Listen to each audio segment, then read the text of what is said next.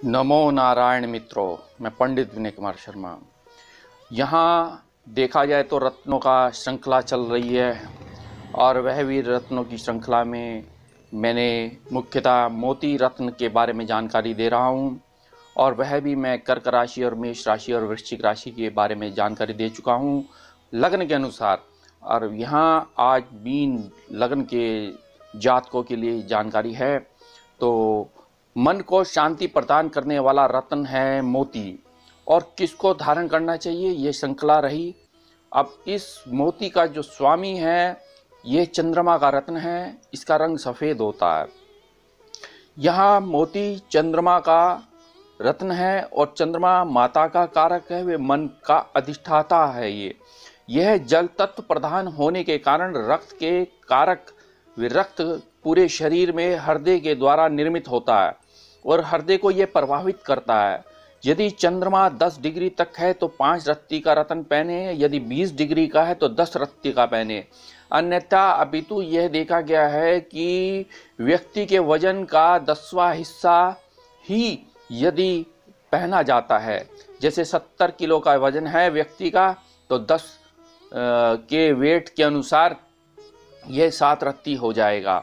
तो अब यहाँ यह मुख्यतः बहुत अच्छा वीडियो है। आप इस वीडियो को ज़्यादा से ज़्यादा सब्सक्राइब करें चैनल को मेरे, और बेल आइकन को प्रेस करें, जिससे कि नए व्यूवर्स हैं उनको वीडियो अपलोडेड होते ही जानकारी प्राप्त हो।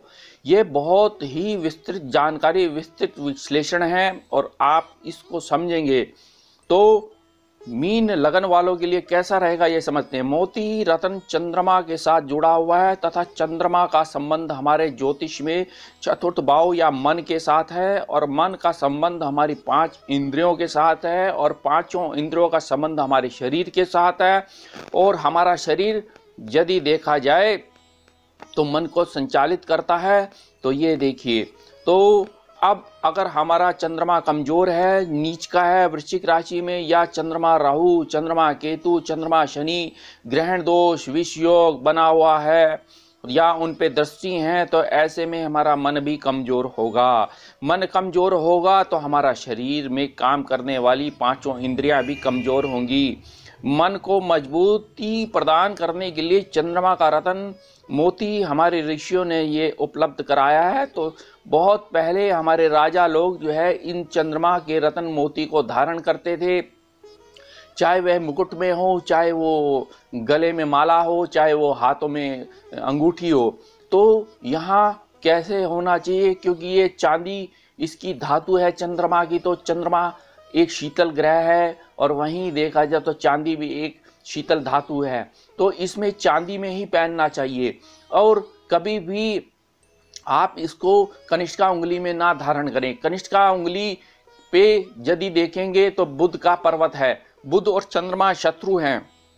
अनामिका उंगली सूर्य की है, सूर्य चंद्रमा का अति मित्र है। और यदि आप इसको चांदी में धारण करते हैं तो ये समझिए तो आपके लिए उत्तम रहेगा, क्योंकि अनामिका उंगली सूर्य की है और सूर्य चंद्रमा को प्रकाशित करता है। तो चंद्र और सूर्य यदि एक साथ बैठे हैं, अमावस्या तिथि हो रही है कुंडली के अंदर, तो तब आप इसको धारण कर सकते हैं। तो यहाँ जिन लोगों का मन कमजोर है तो उसके विचार स्थिर नहीं हो पाते, उन लोगों को मोती चांदी की अंगूठी में, अनामिका उंगली में धारण करना चाहिए। मोती खरीदते समय हमें ये देखना है कि ये मोती कटा फटा, टूटा, काला या कोई डॉट वाला ना हो। ये देखा जाए तो आप साउथ सी का या बसरा का मोती अगर धारण करते हैं तो अच्छा रहेगा, क्योंकि महंगा रत्न ही कार्य करता है जो अच्छा रत्न क्वालिटी का होता है। यदि 100-200 रुपए में कोई कार्य नहीं करता वह रत्न, ये सब नकली हैं। समुद्री में इसकी खेती की जाती है समुद्र में। तो यहाँ अब चांदी में यदि आप इसको पहनते हैं तो आपका मन मजबूत होगा। तो चांदी पहनने से भी बहुत अच्छा प्रभाव पड़ता है हमारे शरीर पे, शरीर स्वस्थ होता है, मन स्वस्थ होता है। क्योंकि पहले ज़माने में लोग बाग पैरों में, कमर में, गले में, कानों में, नाक में, हाथों में चांदी के गहने पहनते थे। औरतें जीवन में कभी भी बीमार नहीं होती थी और स्वस्थ जीवन व्यतीत करती थीं। तो क्योंकि आज भी राजस्थान में चले जाओ, वहाँ पर यहाँ देखा जाए तो चांदी के आभूषण पहने हुए हैं। तो अब यहाँ थोड़ा समझते हैं कि मोती को हम अंग्रेजी में पर्ल भी कहते हैं। ये जेमस्टोन पर्ल चंद्र ग्रह का रत्न है और यहाँ देखा जाए तो इसका उपरतन चंद्रकांत माणिक भी है और कर्क राशि का स्वामी चंद्रमा होने के कारण यह यदि सूर्य के साथ अस्त तो नहीं होता, न ही ये वक्री होता है। लेकिन जो व्यक्ति अमावस्या में जन्मे हैं, जिनकी कुंडली में पितृदोष बना हुआ है, ऐसे में उनको मोती रत्न धारण करना चाहिए। यदि राहु और केतु और शनि के विषयोग बने हैं, मंगल की दृष्टि है, या 6, 8 वे 12वां भाव में है, या तो उसका रत्न धारण ना करें। लेकिन जब यह यदि अच्छे भाव में है, उच्च का है, वृषभ राशि में है, कर्क राशि में है, तो या मित्रों की राशि में है और राहु और केतु के साथ शनि के साथ युति बनी है, तो ऐसे में आपने मोती रत्न आजीवन पहनना है। ये स्वग्रही है तो ऐसे में पहनना है। और किनको पहनना है? वे जो व्यापारिक क्षेत्र में अनाज का आयात और निर्यात करते हैं उनको धारण करना चाहिए, किसान वर्ग को धारण करना चाहिए, नाविक को धारण करना चाहिए रत्न, या मर्चेंट नेवी में हैं तो उनको धारण करना चाहिए, सिंचाई विभाग में हैं, इंजीनियर हैं, या आपने देखा होगा समुद्री सेना होती है उनको पहनना चाहिए, या स्विमिंग प्लेयर हैं देखा तो उनको धारण करना चाहिए रत्न। जलीय वस्तुओं के व्यापार करते हैं तो यहाँ आपको धारण करना चाहिए रत्न। या आप देखा जाए जलीय व्यापार, कोल्ड ड्रिंक है, वाटर है, जूस है, मिल्क डेयरी प्रोडक्ट हैं, तो ऐसे में यह रत्न धारण करना चाहिए। लेखक हैं, कवि हैं, यह रत्न आपको धारण करना चाहिए। मैं यह भी बताऊंगा किस बीमारी में यह रत्न कारगर होता है। ये बहुत महत्वपूर्ण वीडियो है, अंतिम लास्ट तक आप इस वीडियो को देखें।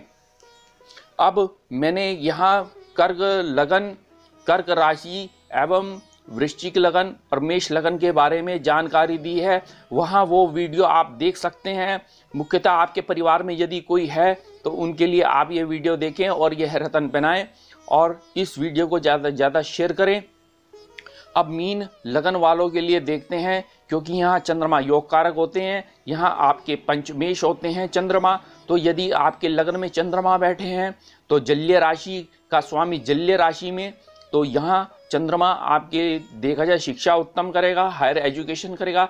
जिनकी विवाह नहीं हो रहे उनके विवाह हो गए, जिनके बिजनेस नहीं हो रहे उनके बिजनेस होंगे। ये ऊंचा पद देगा, यह धन देगा, वैभव देगा, समृद्धि देगा और संतान सुख, लव रोमांस में सफलताएं, प्रेम विवाह का योग बनाता है। तो आप यहाँ अनामिका उंगली में लगन में यदि चंद्रमा है तो आपके मीन लगन वाले तो पहन सकते हैं इस रत्न को।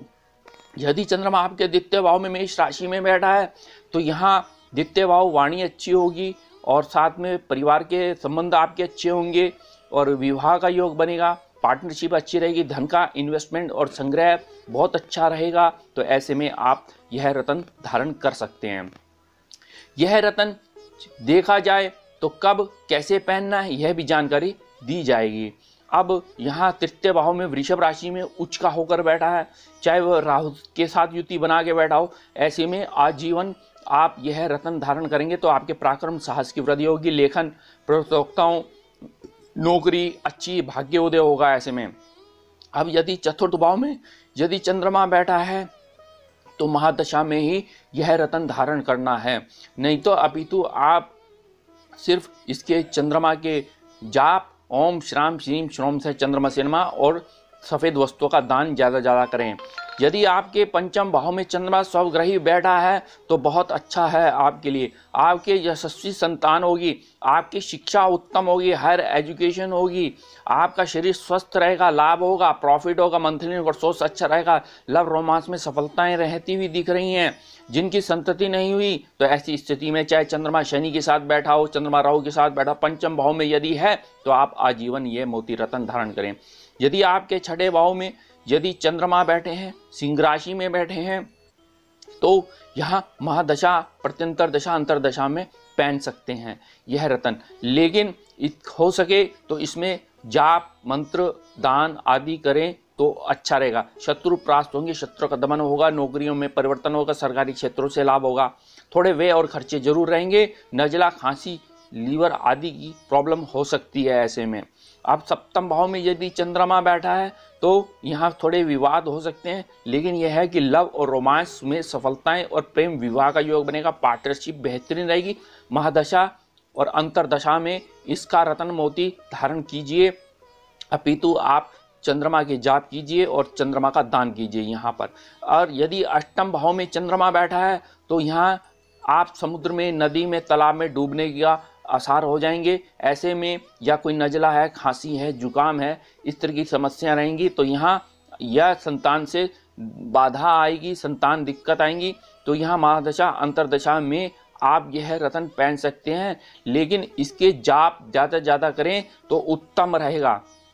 वृश्चिक राशि में चंद्रमा नीच का होता है तो आपकी पोस्ट ग्रेजुएशन में दिक्कत आएगी, माता अस्वस्थ हो सकती हैं, संतान जो है गर्भपात हो सकता है या पिता के साथ विवाद हो सकते हैं। तो यहाँ चंद्रमा के जाप यदि आप करते हैं तो अच्छा रहेगा और सफ़ेद वस्तु का दान करें। यही दशम भाव में यदि चंद्रमा बैठा है तो आपके लिए बहुत अच्छा हो जाएगा। यहाँ चंद्रमा आपकी नौकरी, ऊंचा पद, मान, यश, कीर्ति में वृद्धि करेगा। तो यहाँ आपने मोती रत्न धारण करना है। यदि लाभ भाव में चंद्रमा बैठा है तो शिक्षा उत्तम होगी, लाभ होगा, शेयर से लाभ होगा, धन की स्थिति मजबूत होगी, धन का इन्वेस्टमेंट बहुत बेहतरीन होगा। ऐसे में आप यहाँ भाइयों का सहयोग होगा तो ये रत्न धारण कीजिए आप। यदि वह भाव में चंद्रमा बैठा है, खर्चे हो सकते हैं, गर्भपात हो सकता है, शिक्षा में बाधा आ सकती है, मन व्याकुल हो सकता है। ऐसी स्थिति में आप यह रत्न धारण ना करें, सिर्फ आपने चंद्रमा के जाप करने हैं, चंद्रमा के मंत्रों का ज़्यादा ज़्यादा और सफ़ेद वस्तु का दान करना है। अब यहाँ देखिए, यदि आप हो सके रोहिणी नक्षत्र में, हस्त नक्षत्र में, श्रावण नक्षत्र में इस रत्न को धारण कीजिए जिस दिन यह नक्षत्र आता है। लेकिन रोहिणी नक्षत्र हो, सोमवार हो, शुक्ल पक्ष हो और चंद्रमा की होरा में इस रत्न को यदि आप धारण करते हैं तो आपके लिए बहुत अच्छा रहेगा, क्योंकि चंद्र की होरा हो, सोमवार हो, शुक्ल पक्ष हो और रोहिणी नक्षत्र चंद्रमा उच्च का होता है। ऐसी स्थिति में तो आपके लिए यह मोती रत्न एक जो है लक्ष्मी की कृपा से और कुबेर की कृपा से आपको धन की स्थिति को मजबूत करेगा। तो यहाँ ऐसे आप या हो सके तो ये संक्रांति में, अमावस्या में इस रत्न को धारण ना करें, या चंद्रमा जिस दिन 4, 8, 12 भाव में हो रहा है आपकी नाम राशि से, जन्म राशि से, तो ऐसे में उस दिन भी ये आपने रत्न धारण नहीं करना है। तो अब यहाँ कैसे इसको करना है, पूजा, प्राण प्रतिष्ठा, ये भी बताई जाएगा।